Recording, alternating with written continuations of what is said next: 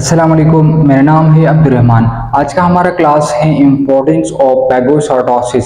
इससे पहले वाले लेक्चर में हमने पैगोसाइटोसिस को बड़ी तफसील के साथ मुतालिया की।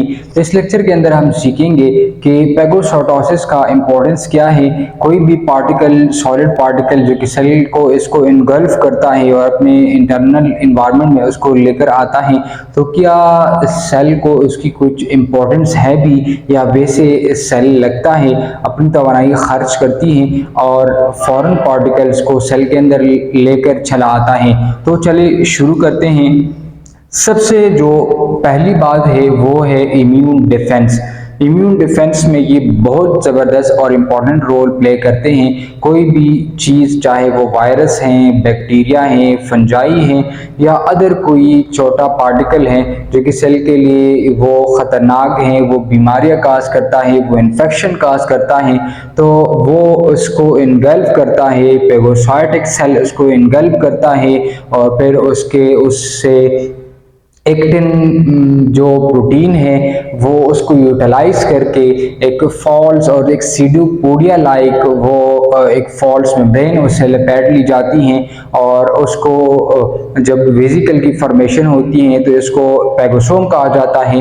और वही पैगोसोम फिर मोटर प्रोटीन के ज़रिए से लाइसोसोम्स तक पहुंचाया जाता है और लाइसोसोम्स के अंदर जो एंजाइम्स हैं, जो हाइड्रोलाइटिक एंजाइम्स हैं, वही एंजाइम्स लगता है और इस जो फॉरेन पार्टिकल है जो कि ख़तरनाक है उसको छोटे छोटे पार्टिकल में कन्वर्ट करता है और फिर दोबारा से उसको सेल से बाहर फेंक दिया जाता है। तो ये सेल के अंदर उसकी बहुत इंपॉर्टेंट रोल है।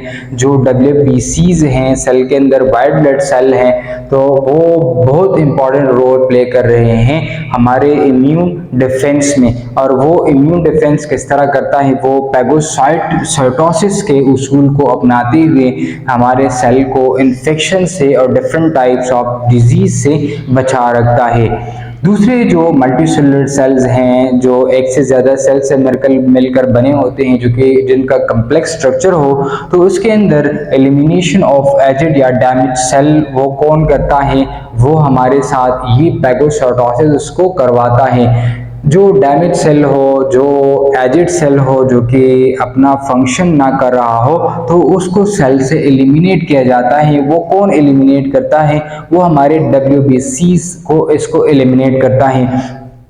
वाइट ब्लड सेल के दो अकसाम हैं, एक मैक्रोपैजेस हैं और एक न्यूट्रोफिल्स हैं, जो बेसिकली हमारे इम्यून डिफेंस में इन्वॉल्व होते हैं। तो इसमें जो मैक्रोपैजेस होते हैं तो वो मोस्टली हमारे साथ एलिमिनेशन ऑफ एजिड या जो हमारे साथ डेड सेल हो, ये उसको एलिमिनेट करता है और हमारे टिश्यू को, उसकी सेहत को बरकरार रखता है ताकि वो सही तरह से अपना फंक्शंस को परफॉर्म करे। तो ये वाला MCQs के लिहाज से आपने ज़रूर इसको याद रखना।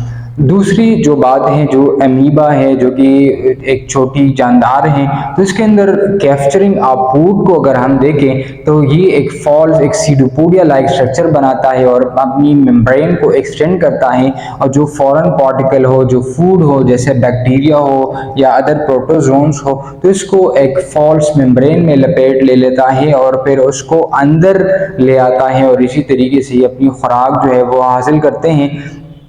इसके साथ जो कैंसर सेल हो तो इसको भी एलिमिनेट करता है।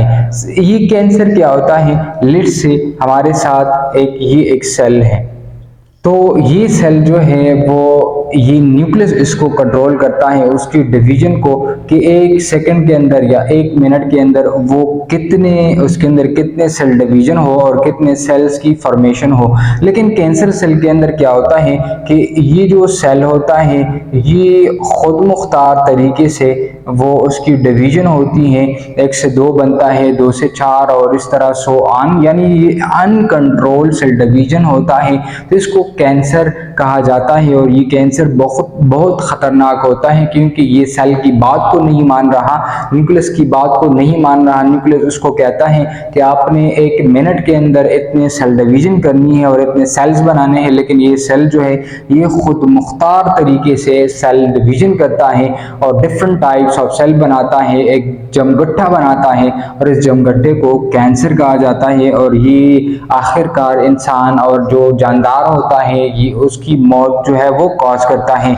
लेकिन फेगोसाइटोसिस जो है ये सेल को नहीं छोड़ रहा होता कि आपने इस तरह के डिवीजन करने हैं जो कि खुद मुख्तार हो, यानी कोई भी सेल जो खुद मुख्तार बनने की कोशिश करता है तो डायरेक्टली उसके ऊपर पैगोसाइटिक सेल अटैक करता है और उसको मेम्ब्रेन में लपेट ले लेता है।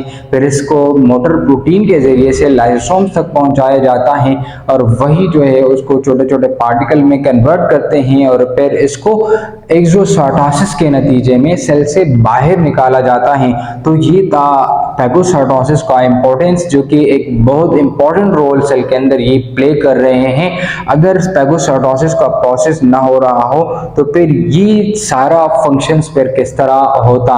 तो ये था आज का हमारा क्लास फेगोसाइटोसिस की इम्पोर्टेंस। कोई सवाल कोई कंफ्यूजन हो तो आप कमेंट बॉक्स में ज़रूर पूछ सकते हैं। वीडियो को लाइक करें, शेयर करें और इसको सब्सक्राइब भी करें ताकि ज़्यादा से ज़्यादा तलबा इससे मुस्तफ़ीद हों।